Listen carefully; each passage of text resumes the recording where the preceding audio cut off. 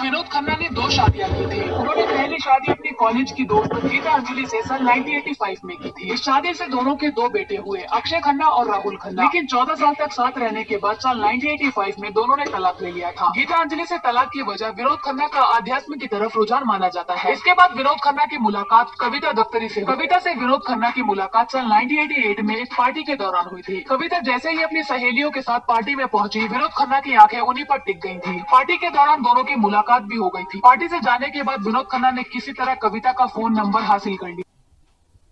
Career की peak पर विनोद खन्ना ने त्याग दिया था राजपाट, बीवी और मासूम बच्चों को छोड़ ले लिया था संन्यास।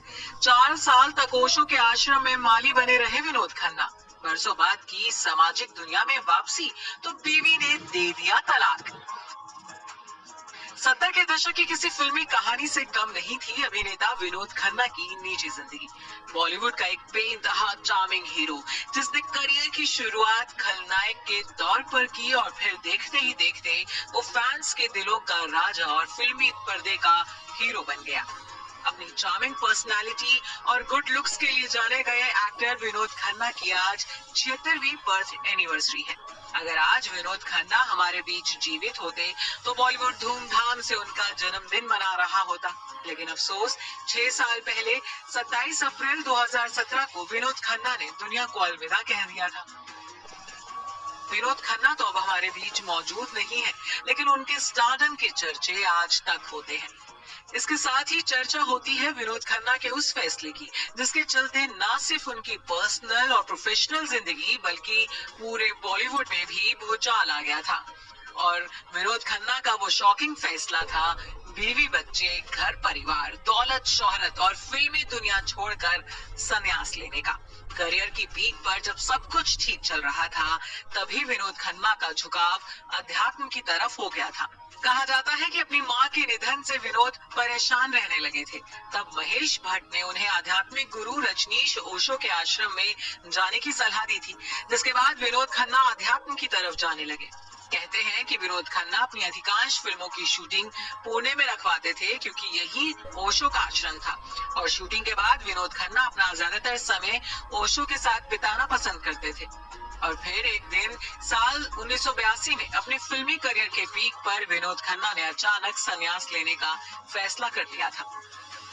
विनोद खन्ना ने अचानक एक प्रेस कॉन्फ्रेंस बुलाकर बॉलीवुड छोड़ने और हमेशा के लिए आचार्य रजनीश के आश्रम में जाने का ऐलान कर दिया था।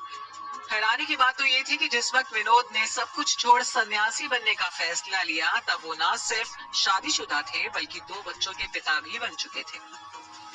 साल 1971 में विनोद खन्ना ने अपनी कॉलेज फ्रेंड गीतांजलि के साथ शादी की थी। इस शादी से वो 2 बेटों राहुल खन्ना और अक्षय खन्ना के पिता बने।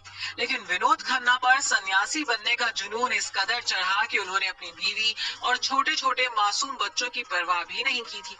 ओशो के आश्रम में विनोद खन्ना माली बनकर दिन गुजारने लगे थे। आश्रम में उन्हें स्वामी विनोद भारती की नई पहचान मिल गई थी। लेकिन करीब 4 साल बाद विनोद खन्ना जिस तरह अचानक गए थे उसी तरह अचानक ही वापस अपनी पुरानी दुनिया में लौट आए। हालांकि तब तक वक्त पूरी तरह से बदल चुका था। साल 1985 में पत्नी गीतांजलि ने विनोद खन्ना को तलाक दे दिया था। उनका पूरा परिवार बिखर चुका था और स्टारडम को तो वो खुद ही ठोकर मार के गए थे। उनके पास रहने के लिए ना घर था, ना जेब में पैसे और ना ही काम।